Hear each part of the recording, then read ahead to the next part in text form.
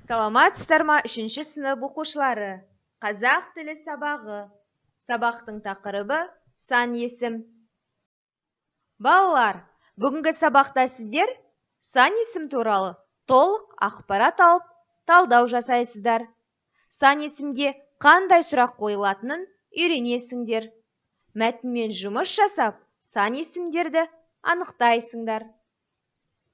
Балалар, бүгін сабақта біз жаңа сөз табымен танысамыз.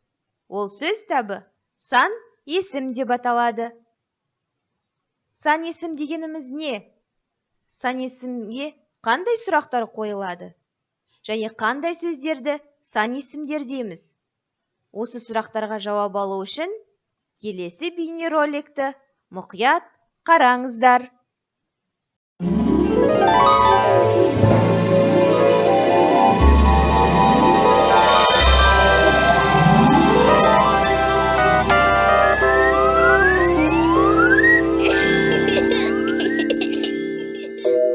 Ай мектеп.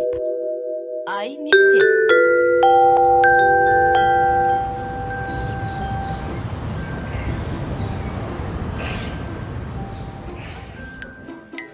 Дана, мынау сенің нөмірің. 65 саны жазылған. Жоғалтып алма, осы нөмірмен киіміңді аласың. Ал мынау біздің 2 билетіміз. 7-ші қатардың 23-ші, 24-ші орындарына отырамыз.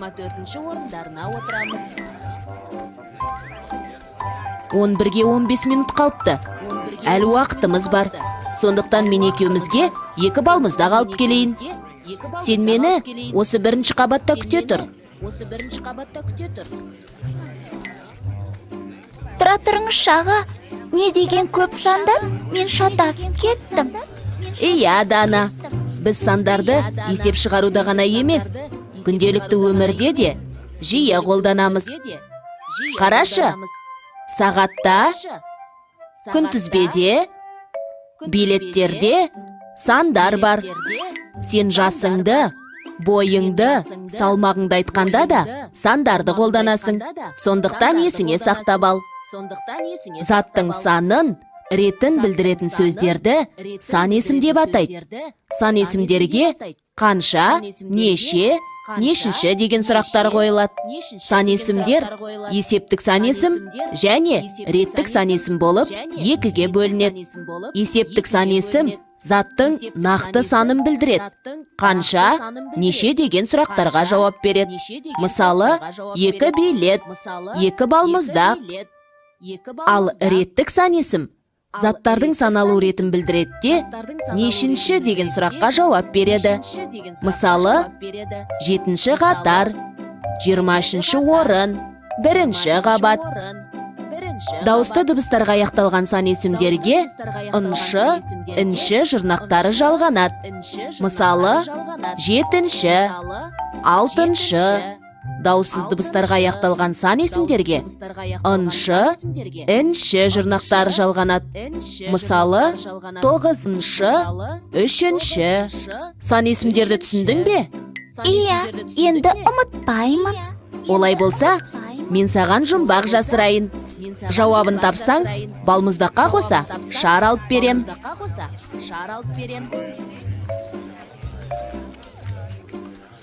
Басында 2 таяғы бар, 4 аяғы бар. Адам деуге болмайды. Сақалы тағы бар. Бұл не? Ешкі. Жарайсың, Дана. Қойылым басталды. Барайық.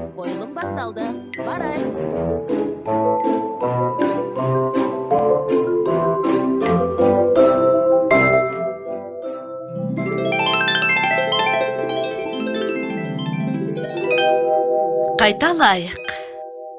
Сан есім. Заттың санын, ретін білдіретін сөздерді сан есім деп атайды. Сан есімдерге қанша, неше, нешінші деген сұрақтар қойылады.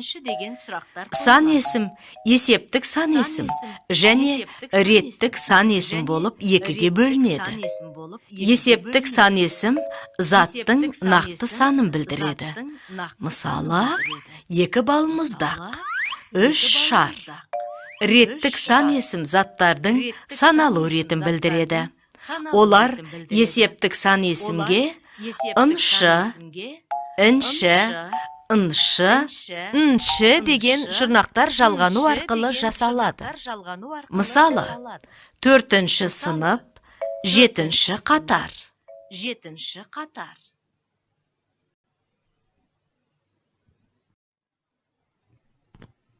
Жақсы балалар.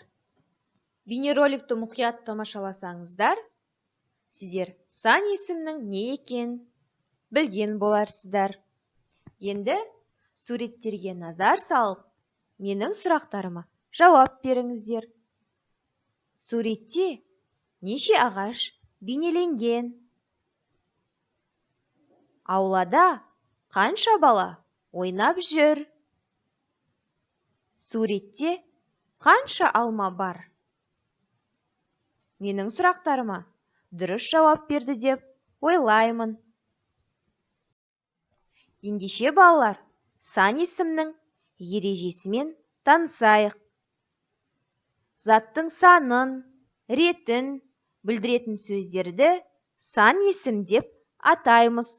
Сан есімдерге қанша, неше, нешінші деген сұрақтар қойылады. Мысалы, неше алма? 4 алма. Нешінші үй? 5-ші үй. Неше доп? 50 доп.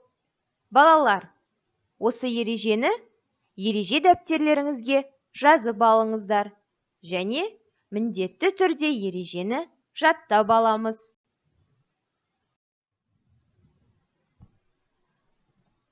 Енді балалар, су мәтінін мұқият тыңдаңыздар. Күн төбеңді тесердей шақырайып тұр. Асан үйінен шығып, малды ауылдағы атасыныкіне беттеді. Демалыс кезінде атасына барып, сәлем бермекші. Орта жолға жетпей-ақ шөлдей бастады. Бекер қуырдақ жеген екенмін, деп ойлап келеді. Әбден шөл қысқанда, ерні кезеріп, тамсанып қояды. Шіркін, бір ұрттам су болса ғой. Кенет ойына жолда кездесетін бұлақ түсті. Жалғыз аяқ жолмен соған қарай бұрылды. Міне, аңсаған бұлаққа да жетті. Қолын жуып жіберіп, уыстап су іше бастады. Тап-таза, мөп-мөлдір су ерекше тәтті сияқты көрінді. Шөлдегенде ішкен судың дәмділігіне ештеңе жетпес. Неткен рахат! Егер мәтінді мұқият тыңдасаңыздар, сұрақтарға жауап беріңіздер. Асан қайда бармақшы болды? Ол неліктен шөлдеді? Жолда не кездесті? Бұлақтың суы қандай? Бұлақтың суы неліктен ерекше болып көрінді? Мәтін бойынша осы сұрақтарға жауап береміз. Және сұрақтардың жауабы арқылы тірек сөздер қатарын тауып, дәптерімізге жазамыз.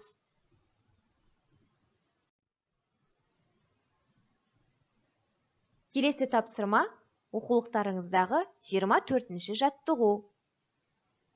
Құрамында сан есімі бар сөздерді сөзбен жазамыз. Бұл тапсырманы жұмыс дәптерінде орындаймыз. Мысалы, кекілік. Әрі қарай өзің жалғастырып жаз.